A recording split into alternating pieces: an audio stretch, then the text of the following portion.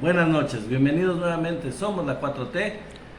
Dando seguimiento al video anterior en el que estábamos hablando de Va por México, ahora vamos a hablar un poco de lo que es el neoliberalismo, lo que ha sido el neoliberalismo, de lo cual a lo mejor se ha hablado en las conferencias del presidente y el presidente ha hablado, pero me gustaría decir de dónde viene este modelo, este dogma, esta casi religión que ha estado en boga en muchos países desde los años 80.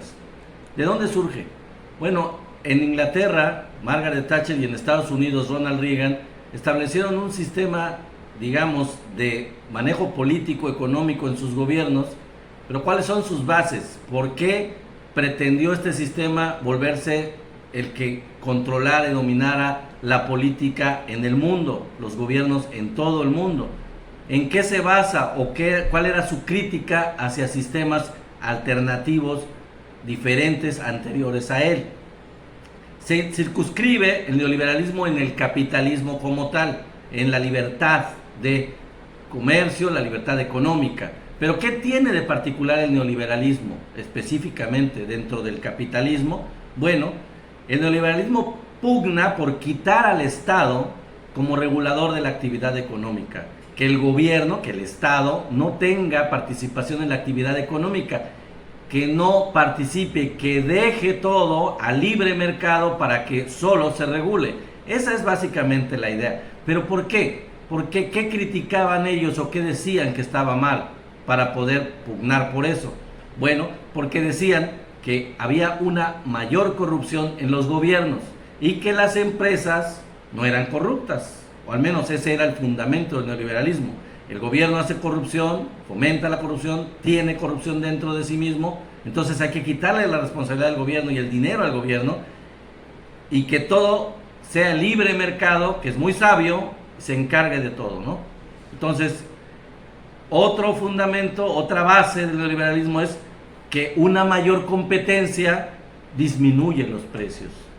Y la otra es que las empresas supuestamente tengan mayor libertad. Eso evita que se formen monopolios y que aumenta la eficiencia. ¿Cuáles son los monopolios? Una empresa que se dedica a una cosa no tiene competencia porque es un monopolio, es una sola, poderosa, que no hay otras, ¿no? Todo esto es falso. Todos estos supuestos del neoliberalismo son falsos. Hay corrupción también en las empresas, igual que hay en los gobiernos. Si los hay, y si se alían, peor. ¿Hay una mayor competencia que disminuye precios? Pues no, porque aunque haya mucha competencia, haya libertad económica y haya muchas empresas que hagan lo mismo, eso no disminuye los precios. Se ha visto mucho, sobre todo si hay corrupción en el gobierno que fomenta este desarrollo neoliberal, y se ha visto en muchos países también. Que las empresas tengan mayor libertad supuestamente evita monopolios, no, porque se han visto un crecimiento desaforado de monopolios y de grandes corporaciones en muchos países que dominan la actividad económica. Las grandes empresas se van comiendo a las pequeñas. Si ustedes han jugado monopolio sabrán de lo que estoy hablando. Es un juego de monopolio mundial, eso es el neoliberalismo, pero no es un juego, es la realidad. No es un juego, es real, es como jugar un monopolio, pero no es un juego, es la realidad de todo el mundo, de todos los países. He ahí el problema del modelo neoliberal. Pero vamos al clímax de esto. ¿Por qué colapsó entonces? ¿Por qué colapsó el modelo neoliberal? Ya está colapsado. Y ahorita vamos a ver. Bueno, porque hay mayor corrupción política empresarial. La política se alía con las empresas, se coaligan, se prostituyen, se benefician mutuamente, y entonces mutuamente tanto el gobierno se vuelve corrupto por sí mismo, como las empresas lo vuelven corrupto con dinero para comprarlo y hacer que ellos hagan lo que las empresas quieren. O sea, que los gobiernos obedezcan a las empresas y a las corporaciones, a los grandes monopolios. Eso es lo que pasa. Hay mayor enriquecimiento de pocas empresas. O sea, no es una libertad que promueva la libre competencia de muchas empresas chiquitas que son felices produciendo productos y van creciendo de manera libre y justa. Como no hay un gobierno intermediario que limite esas desigualdades, como en un juego de monopolio, vuelvo a decir, Las empresas grandes se comen a las chicas, las desaparecen, tienen un comportamiento injusto con ellas, y el gobierno, que está ausente, que no existe, que los deja libres, pues no se mete y no protege a las pequeñas. Se forman monopolios, obviamente, y grandes corporaciones, no solo monopolios, gigantescas corporaciones que son supranacionales, más grandes que las naciones, arriba de las naciones, y pueden llegar a poner o quitar gobiernos por el dinero que manejan y las presiones económicas que manejan. Obviamente, ¿qué pasa también? Mayor desigualdad, mayor pobreza, mayor inequidad. Eso ha pasado en todos los países, o en la gran mayoría de los países que han fomentado, que han tenido el modelo neoliberal. Tenemos el caso de Argentina, tenemos el caso de México, tenemos el caso de toda Latinoamérica, casi que fue el experimento de los neoliberales. Muchos países de África incluso terminaron en guerra civil por habérseles impuesto estas medidas neoliberales injustas que los colapsaron económicamente. Hay un aumento de la deuda externa porque ante la circunstancia económica que tienen esos gobiernos, entonces aumenta la dependencia económica, requieren recursos, se les ofrece fácilmente, ellos lo adquieren, se endeudan, como a nosotros nos pasa con las tarjetas de crédito, y luego no pueden pagar. Entonces eso también aumentó la deuda externa de muchos países del mundo, y los gobiernos, al final, ¿qué pasa? Terminan dominados por corporaciones, megacorporaciones supranacionales, por el Banco Mundial y por el Fondo Monetario Internacional, que les da créditos o que se los condiciona a que hagan lo que ellos quieran. ¿Qué es lo que quieren? Que vendan empresas, que privaticen todos sus países, los recursos naturales también los vendan al mejor postor a las grandes corporaciones, y que malbaraten sus países y los recursos de sus países. Y eso pasó en México, eso pasó en todos los países que han estado sujetos a este modelo neoliberal, y por eso, precisamente por eso, están política y moralmente derrotados a nivel mundial.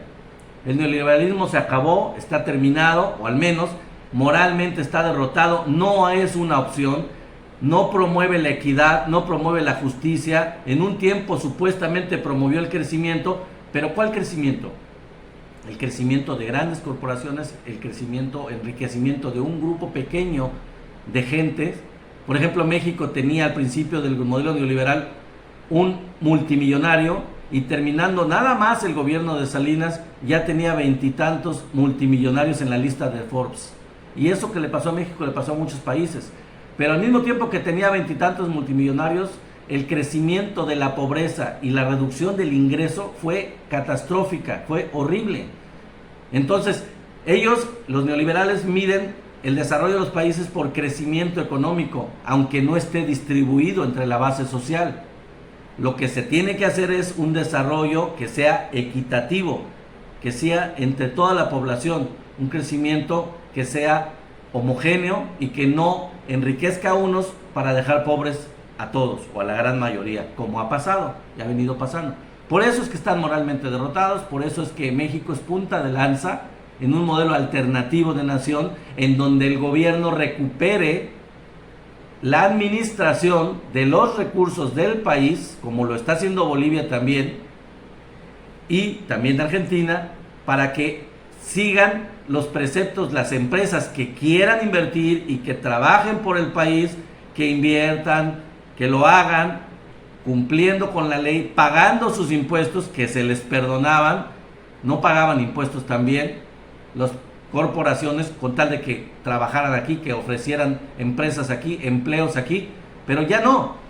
Ya ahora el modelo, al menos el mexicano, es: sí, colabora, se acepta la inversión extranjera, la inversión privada nacional también, pero cumpliendo con las reglas como todos. Paguen sus impuestos como todos, paguen sus tarifas como todos, y den empleo, y estamos de acuerdo y hacemos alianza con ustedes, pero no se puede someter a la soberanía nacional a eso.